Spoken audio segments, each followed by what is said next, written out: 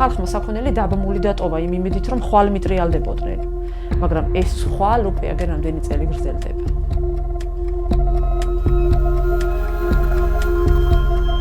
თარიღი არ აქვს. ეს არ იყო 2008 წელს დაწყებული, ეს უფრო ბევრი წლის წინ დაიწყო. მე ოსის ქალი ვარ, მაგრამ სიმართლე უნდა ვთქვა. ბევრი ცუდი მოხდა. თუ გინდათ მაგასაც გეტყვით. აქ მიწები დავკარგეთ და მხოლოდ სახლი დარჩათ. და სახლის გარეშემო რაღაცა ორი მიასედი და ამითი თავს ვერ ირჩევენ. შესაბამისად გადავიდნენ თუნდაც ქირით ცხოვრობენ ქალაქში და ელემენტარული ყოველდღიური პურის ფული გამოსდით და იმითი არსებობენ. და უმეტესობა წავიდა ემიგრანტად. იმიტომ არის ასეთი სიჩუმე.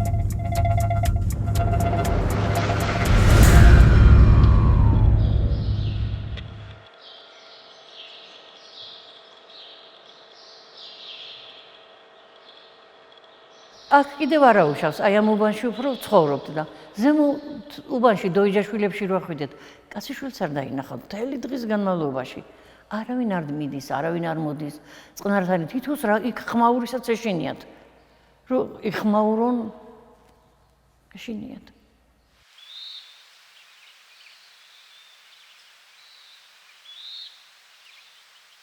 უფრო სხვა სოფელში გადავდივართ ბიჭებ.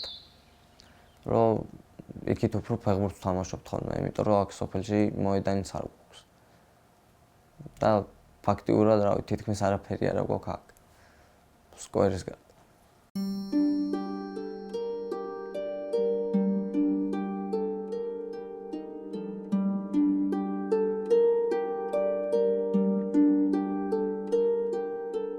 ცხინვალი ეხლაც ისეთი ძალიან მიყვარს, მეტად ცხინვალში მაცხოვრა სულ იმას ვნატრობ. იყო ძალიან მყუდრო, წყნარი, ლამაზი ქალაქი. შუაღამისას რო გაგევლო, არავინ კაციშვილი ხმას არ გაგცემდათ. არ შეგეკითხებოდნენ ვინ იყავი და სად მიდიოდი. ძალიან ბედნიერი ბავშვობა მქონდა. იმ ხრივ რომ კარგ ხალხში ვცხოვრობდი, თორე ჩემი ცხოვრება მთლიანად ერთი დიდი ტრაგედიაა. ეს ცხინვალში გადაღებული ფოტოა. აქ მე და ჩემი ქალიშვილი ვართ და ეს ჩემი ვაჟიშვილია. ეს ჩემი ფოტოა ახალგაზრდობისა. სკოლა რომ დავამთავრე. Новая школа в селе Эредви.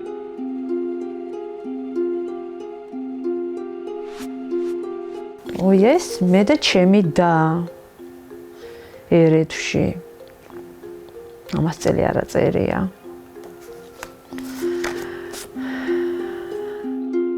გქონდა სოფელი, სადაც ზაფხულობით მივდიოდით და უმეტესწილად ვცხოვრობდით ცხინვალში. ჩემს მეხსიერებაში აი ასე დარჩა ეს კონფლიქტი, რომ მე იმ წელს უნდა მივსულიყავი სკოლაში და დავდიოდით ანვარჯიშზე. სახლიდან გამოვედით მე, დედაჩემი და ჩემი და წავედით სპორტსკოლაში. მე დამეწყოთ ანვარჯიშის გაკვეთილი და შუა გაკვეთილის დროს რაღაცა გარედან შემოდიოდა ხმები და უცბად მასწავლებელმა შეგვაწყვეტინა გაკვეთილი, ეს დედაჩემი შემოვიდა, ჩემი და შემოვიდა, ჩქარა-ჩქარა ჩვენი ნივთები აუკრიფეთ და ცხინვალში სახლში აღარ მივტრიალებულ ვართ, რომ გამოვედით ქუჩაში, რაღაცა ხმები ისმოდა. ვეუბნებოდნენ, რომ ქართველებმა დატოვეთ ცხინვალი. და ჩვენ როგორც ქართველები წამოვედით სპორტსკოლიდანვე პირდაპირ სოფელში წამოვედით ერედვში და მის მერე ამდენი წლის მანძილზე ცხინვალში ჩვენ სახლში აღარ მივტრიალებულ ვართ.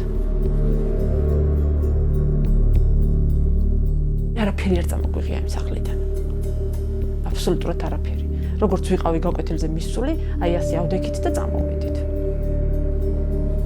ერედვში ჩვენ უკვე წყნარი ბავშვობა აღარ ვქონდა.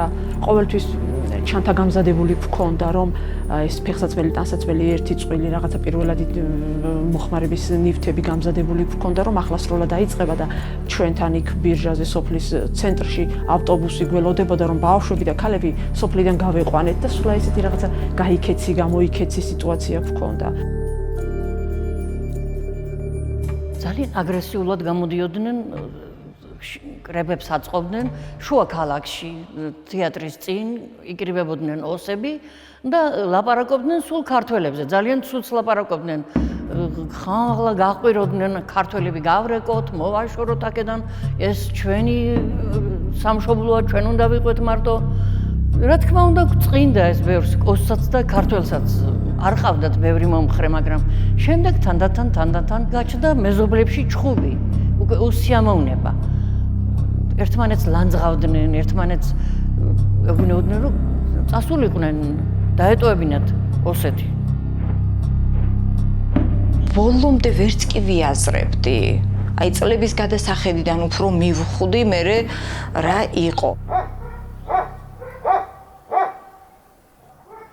ჩვეულებრივად ცხოვრობდი, ჩვეულებრივად დედა მუშაობდა, მამა მუშაობდა, დედა ქარხანაში მუშაობდა, მამა რამდენიმე ხანი ბრიგადირიც კი იყო მაშინდელ კოლმეურნეობაში, არის ჩვეულებრივი ცხოვრებით ცხოვრობდით.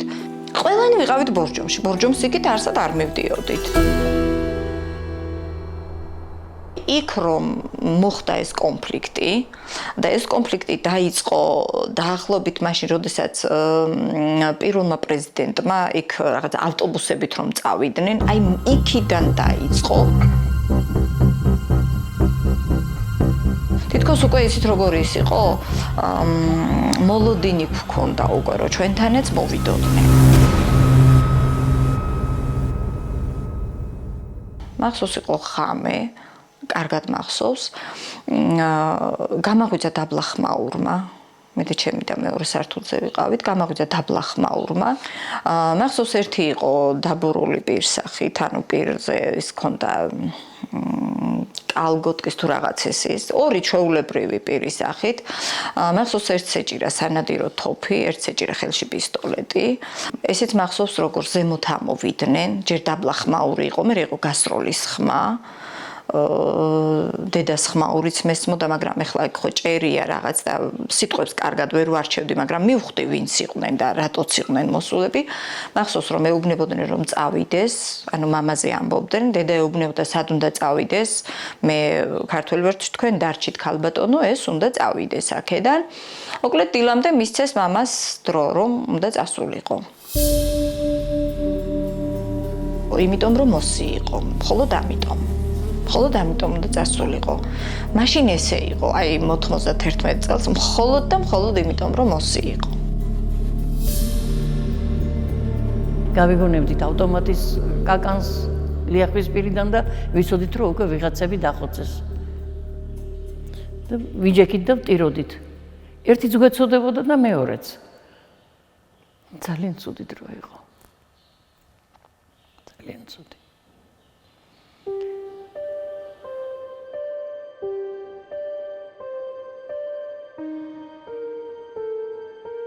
იყო მომენტი რომ უცბად გაიხსნა ერგენეთის ბაზრობა, ტეკი რომ ერქვა. ბაზრობამ შეარიგა ხალხი, ცოტა მაინც, ცოტა შეარიგა. ერთმანეთს ხვდებოდნენ ოსები, ქართველები, ერთმანეთს ნეტავ გენახავთ, როგორ სიყვარულით ესალმებოდნენ და გულში იხუტებდნენ ერთმანეთს ბაზრობაზე რო ხედავდნენ, მაგრამ ცუდი ის ჰქონდა რომ ნარკოტიკი შემოდიოდა. მერე დაშალეს ბაზრობა, ეს ქარელი რომ და უქროაშვილი შემოვიდნენ, დაშალეს ბაზრობა, დაავრბიეს. ეს იმდენად მივეჩვიეთ მე ასე ცხოვრებას, რომ შევეგუეთ ამ ყველაფერს მე და ძალიან ჩვეულებრივი იყო ეს ყველაფერი. 2008 წელში რომ ომი დაიწყო, ზუსტად ეგ მომენტი გვეგონა რომ აი როგორც მაშინ და როგორც წინა წლებში დღეს ჩვენ წავალთ ისე რომ არაფერი სახლიდან არ წარმოგვიღია ეს გადაივლის ეს შეჯახება ეს რაღაცა კონფლიქტი და ხვალ თუ არა ზეგ მოვტრიალდებით და ჩვენ სახლებს ჩვენს საქონელს ჩვენს ბაღებს ისევ მოუვლით ომის პერიოდი მახსოვს აი ბავშვობის ტრამვად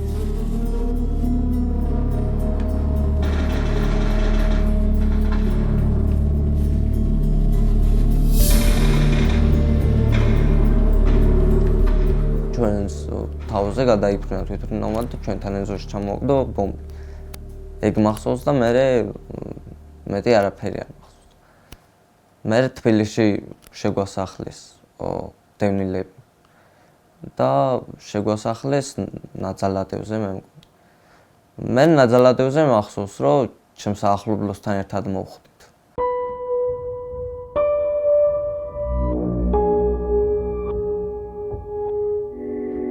რასაც ბრძანებთ?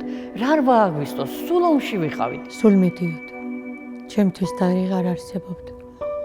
ეს იყო გაუჩერებელი ომი. გაუჩერებელი ომი დღემდე.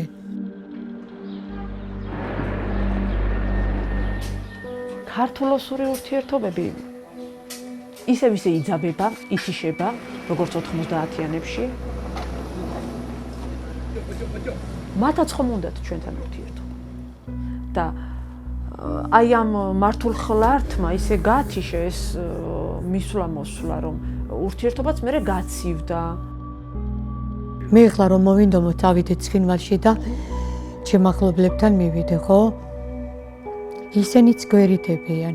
ჩვენც ვერიდებით, იმიტომ რომ ყველაფერი შიფრება, ვისთან აქ აქვს ურთიერთობა. იმათა ისინიც ცდილობენ, რომ თუნდაც ტელეფონით არ ვილაპარაკოთ. მე მყავს ჩემი ბიძაშვილები ცხინვალში ცხოვრობენ. თუ დაურეკავ, ძალიან რომ მომენატრებიან, დაურეკავ, მაგრამ ცდილობენ რომ ჩქარა მიპასუხონ და ამით დაამთავრონ. მამიდაშვილებთან მე მაქვს ურთიერთობა, მაგრამ მათ შვილებს ჩემს შვილთან არ აქვს ურთიერთობა. ერთ-ერთი პრობლემა არის ენობრივი ბარიერი.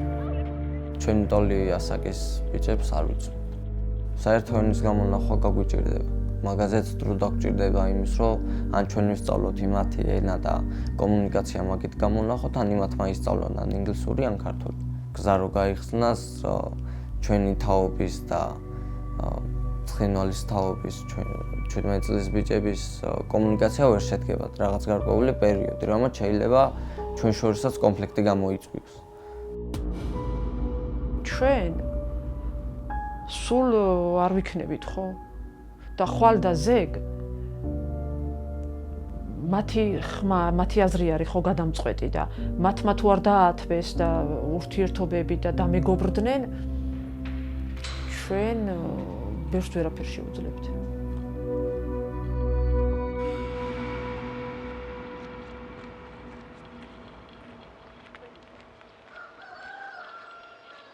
ჩვენ გვინდა მათთან ურთიერთობა.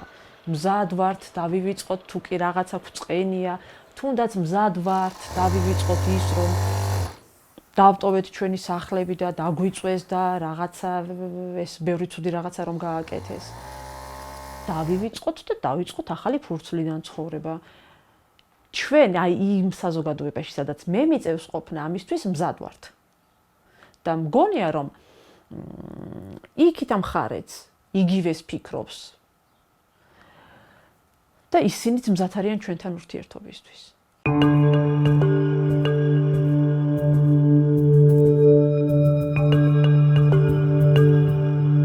პოლიტიკოსები მე ასე მგონია რომ მარტო იმას აჟღერებენ, რაც თვითონ გონიათ რომ სწორი არის და არავინ არ კითხულობს რეალურად ჩვენ რა გვინდა. საფლავზე რომ გაბედულად ვერ გადახვალ, ბაღში რომ შენს ბაღში რომ გაბედულად ვერ ჩახვალ, ეგაა ომის დამთავრება? ეგრანაირი მშვიდობა? მშვიდობა ჰქვია. თორე რა მშვიდობაა? მშვიდობა არ არის. ეს მშვიდობა არ არის უარესი.